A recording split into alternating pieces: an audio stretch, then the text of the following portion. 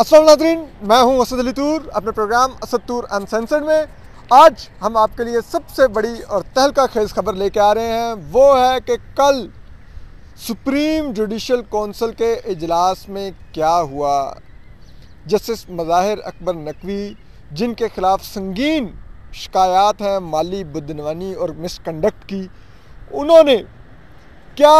कल अंदर अपना मुकदमा पेश किया, क्या गुफ्तगू हुई, क्या जस्टिस काजी फाइज ईसा ने अपनी साइड बयान की, जस्टिस नईम अफ़गान साहब ने उन्होंने अपनी साइड बयान की, जस्टिस सरदार तारिक मसूद ने क्या एक्सप्लेन किया, जस्टिस मज़ाहिर अकबर नकवी और उनके वकील ख्वाजा हारिस ने क्या पोजीशन ली, और कल की समाअत में क्या ऐसी पेशरफ्त हुई है जिसके बाद अब ये गालिब इम्कान है कि ये जो जस्टिस मज़ाहिर अकबर नकवी ने जो इस रेफरेंस की कार्रवाई को अब चैलेंज कर रखा है सुप्रीम कोर्ट में, वो अब शायद सुप्रीम कोर्ट में मामला ना चले बल्कि ऊपर ही सुप्रीम कोर्ट के 3rd फ्लोर पर ये मामला सुप्रीम जुडिशल कौंसिल में ही तय पा जाए। और मामला कोई ज़्यादा मुश्किल नहीं। आज क्या कार्रवाई होने जा रही है वो भी हम आपको बता देंगे कि आज क्या सुना जाएगा। आज मुसलसल दूसरा रोज़ है समाअत का, तो हम आपको बताते हैं कि इसमें क्या कल पेशरफ्त हुई। तो देखिए, जो जस्टिस मज़ाहिर अकबर नकवी हैं, जो मोअज़्ज़ज़ जज हैं सुप्रीम कोर्ट के, और ये लाहौर हाई कोर्ट से आए हुए हैं, इन्होंने सुप्रीम कोर्ट में अपने ख़िलाफ़ दायर होने वाली शिकायत को, जो सुप्रीम जुडिशल कौंसिल में इनके खिलाफ दायर हुई, जो तकरीबन 10 के करीब हैं, जिसमें मियाँ दाऊद एडवोकेट हैं जिन्होंने सबसे पहले शिकायत दर्ज की, फिर एक एडवोकेट गुलाम मुर्तज़ा हैं, पाकिस्तान बार कौंसिल है, नून लीग का वकला विंग भी है। इस तरह मुख्तलिफ अतराफ़ से इनके खिलाफ शिकायत आई हुई हैं। उन शिकायत में एक तो शिकायत है कि जो इनकी एक ऑडियो लीक हुई जिसमें ये गुफ्तगू कर रहे थे चौधरी परवेज़ इलाही, जो साबिक CM पंजाब और PTI के सदर हैं, और जो चौधरी परवेज़ इलाही के जो प्रिंसिपल सेक्रेटरी थे भट्टी साहब, वो जस्टिस मज़ाहिर अकबर नकवी के पास बैठे हुए थे और मुलाकात का सब कुछ तय पा रहा था। और फिर उन्हीं चौधरी परवेज़ इलाही की ऑडियो सुप्रीम कोर्ट बार के साबिक सदर आबिद ज़ुबैरी साहब से लीक हुई कि मुकदमा जस्टिस मज़ाहिर अकबर नकवी की अदालत में लगवाना है, और फिर वही हुआ, उनकी अदालत में मुकदमा लगा। जस्टिस मज़ाहिर अकबर नकवी ने वो मामला फिर इलेक्शन मामला एक DPO डोगर की पोस्टिंग का था, लेकिन जस्टिस मज़ाहिर अकबर नकवी और जस्टिस एजाज़ुल हसन ने उसको इलेक्शन का मैटर बना के 100 मोटो करवा दिया पंजाब में इलेक्शन का। तो ये वो एक ऑडियो का मामला था। दूसरी इनके खिलाफ शिकायत माली बदनवानी की थी कि इन्होंने मोअज़्ज़ज़ जज साहिबान ने लाहौर में इन्होंने और इनके बेटों ने बहुत बड़े पैमाने पर जायदादें बनाई हैं, और वो जायदादों के मीन्स ऑफ इनकम ये एक्सप्लेन करें, वो कहाँ से इनके पास वो पैसा आया जिससे इन्होंने वो जायदादें बनाई। और उसमें वो बताया गया कि किस तरह से डिस्प्यूटेड प्रॉपर्टीज़ ये ख़रीदते रहे, जिनके अदालतों में मामलात, इन्हीं की अदालत में भी एक मामला जैसे कल मियाँ दाऊद ने बताया। इसके अलावा भी लाहौर में एक प्रॉपर्टी थी बहुत बड़ी जो 60-65 करोड़ की बनती थी, इनको 8-10 करोड़ में मिल गई। इसी तरह जो एक बहुत बड़े प्रॉपर्टी डेवलपर की हाउसिंग सोसाइटी में जो करोड़ का प्लाट होता था, इनको 10-10 लाख का मिलता रहा। तो ये सारा मामला था, वो इनके खिलाफ एक शिकायत आई, तो वो अब सुप्रीम कोर्ट ने टेकअप की हैं, सुप्रीम जुडिशल कौंसिल ने। तो उसमें जस्टिस मज़ाहिर अकबर नकवी साहब ने जो शो काज उनको जारी हुआ था इससे पिछली समाअत पे, जो सितंबर के लास्ट वीक में हुई थी, अक्टूबर के लास्ट वीक में हुई थी, तो उस पर जस्टिस मज़ाहिर अकबर नकवी साहब ने जो शो काज का जवाब दिया था, उन्होंने कहा था कि मैं शो काज का जवाब नहीं दे रहा, मैं एक और जवाब दे रहा हूँ, जिसमें उन्होंने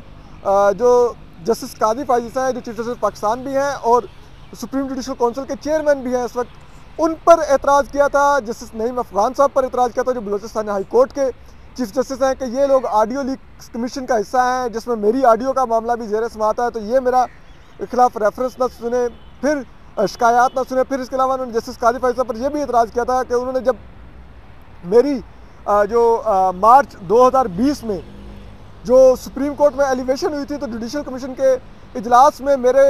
एलिवेशन पर एतराज़ किया था, तो इनकी मेरे खिलाफ बायस है, तो ये मेरा केस ना सुने। इसके अलावा जस्टिस सरदार तारिक मसूद, जो सीनियर प्यूनर जज है सुप्रीम कोर्ट के और सुप्रीम जुडिशल कौंसिल के दूसरे सीनियर रुकन हैं, उन पर भी एतराज़ किया था कि उन्होंने मेरे ख़िलाफ़ शिकायत को काफ़ी डिले किया उस पर अपनी राय देने को, और इससे लगता है कि उनकी मैलाफाइडी थी। इसके अलावा उन्होंने जस्टिस इरफान सादत ख़ान की हल्फ बर्दारी की तकरीब में सहाफ़ियों से गुफ्तगू करते हुए मेरे बारे में कहा कि वो मुझे नहीं छोड़ेंगे, तो इनकी बायस है, ये भी मत सुने। तो इस किस्म के उनके एतराज़ात थे। तो अब वो जब एतराज़ात के साथ वो कल सुप्रीम जुडिशल कौंसिल के इजलास में पेश हुए अपने वकील ख्वाजा हारिस के साथ, तो जो सुप्रीम जुडिशल कौंसिल थी उन्होंने शिकायत कुनंदगान को कहा कि आप कॉन्फ्रेंस रूम में वेट करें, हम पहले इनको सुनेंगे और इनके ऑब्जेक्शंस को तय करने के बाद फिर आपको मौका देंगे कि आप लोग आके अपनी शिकायत को प्लीड करें, अपने डॉक्यूमेंट्स प्रोड्यूस करें जो आपने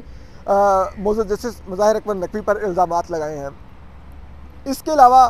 उन्होंने सुप्रीम जुडिशल कौंसिल ने लाहौर के मिलिट्री लैंड्स के अफसरान को तलब कर रखा था, LDA के अफसरान को तलब कर रखा था, जो कि रिकॉर्ड लाए हुए थे जिसमें जस्टिस मुज़ाहिर अकबर नकवी और उनके अहल खाना की जायदादों का वो तमाम रिकॉर्ड था, लेकिन वो भी कल सुनने की नौबत ना आई। तो फिर अंदर हुआ क्या, यही सबसे बड़ी खबर है, तो वो हम आपको दिए देते हैं। तो देखिए, जस्टिस मुज़ाहिर अकबर नकवी साहब ने सुप्रीम जुडिशल कौंसिल के इजलास में सबसे पहला जो एतराज़ उठाया वो chairman supreme judicial council justice Qazi Faez Isa पर उठाया, और उन्होंने कहा कि 4 मार्च 2020 को जो जुडिशल कमीशन ऑफ पाकिस्तान का इजलास हुआ था जिसमें मेरी सुप्रीम कोर्ट में एलिवेशन का मामला ज़ेरे गौर आया था, तो आपने मुझ पर एतराज़ किया था। मैंने उसके मिनट्स ऑफ मीटिंग मांग रखे हैं कि आपने मुझ पर एतराज़ क्यों किया था, और क्योंकि आप पहले से ही मेरी एलिवेशन के ख़िलाफ़ थे तो आप अब मुझे सुप्रीम कोर्ट से मुझे नहीं लगता कि आप मुझे रहने भी देना चाहते हैं। तो इस पर जो चेयरमैन सुप्रीम जुडिशल कौंसिल थे चीफ जस्टिस काजी फ़ाइज़ ईसा, उन्होंने फिर अपनी पोजीशन एक्सप्लेन की। उन्होंने कहा कि मैंने जो आप पर एतराज़ किया था वो एतराज़ डायरेक्टली आपकी ज़ात पर नहीं किया था, मैंने एतराज़ किया था क्योंकि उस वक्त चीफ जस्टिस थे आसिफ सईद खोसा और जस्टिस गुलजार अहमद सीनियर प्यूने जज थे। तो जब आपकी एलिवेशन का मामला आया तो मैंने एतराज़ ये किया कि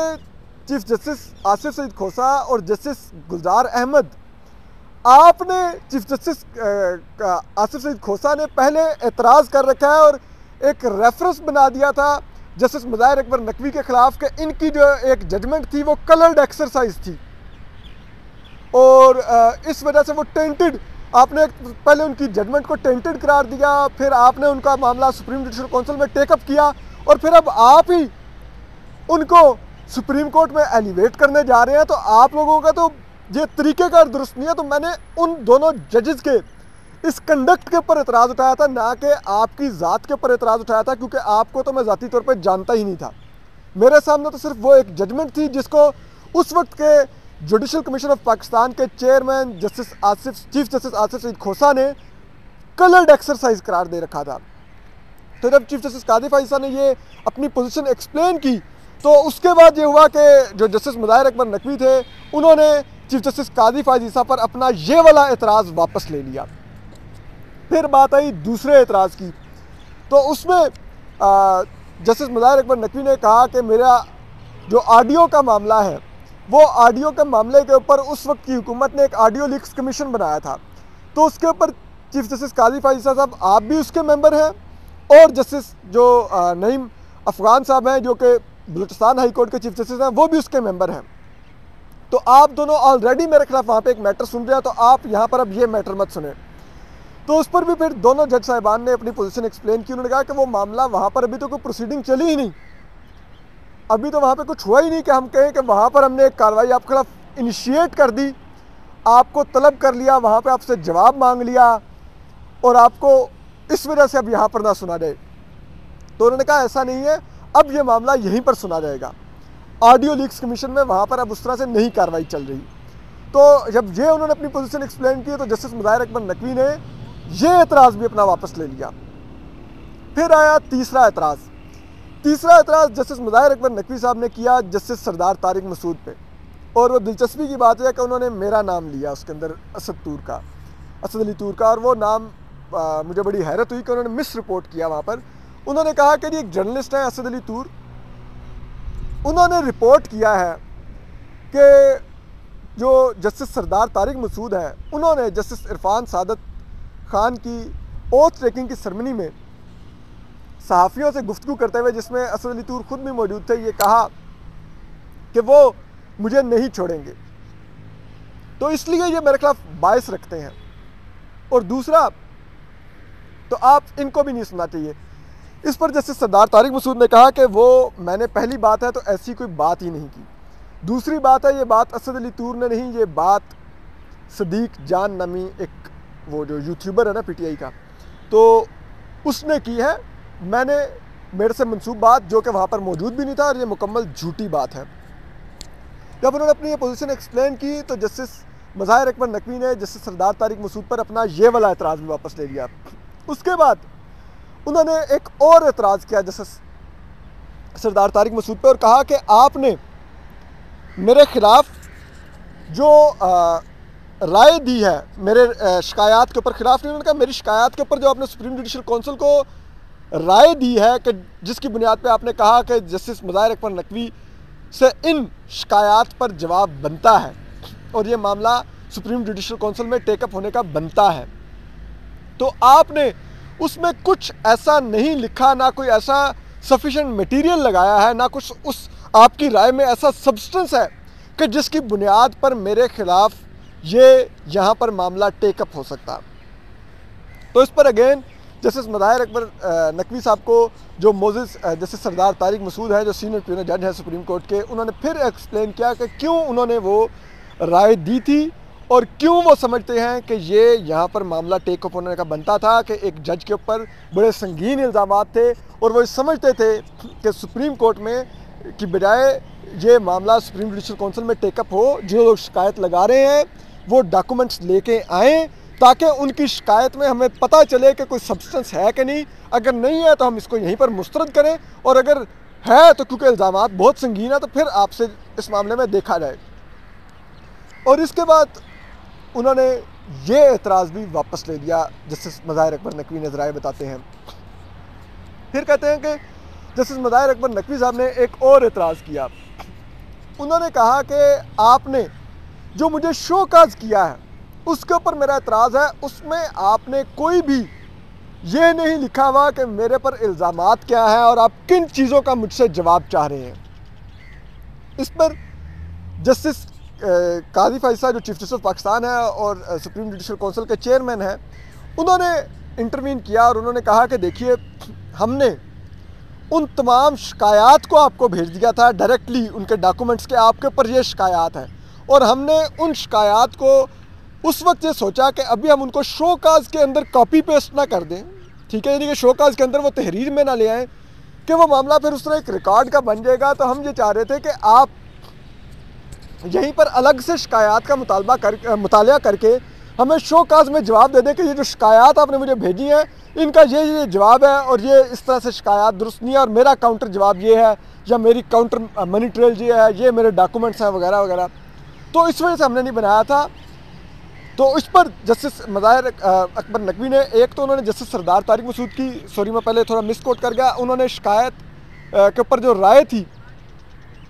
उसके ऊपर उन्होंने अपना एतराज़ बरकरार रखा। दूसरा उन्होंने एतराज़ इस पर भी बरकरार रखा कि शोकाज के अंदर मेरे ऊपर जो इल्ज़ामात हैं उनका जिक्र नहीं है। तो जिस पर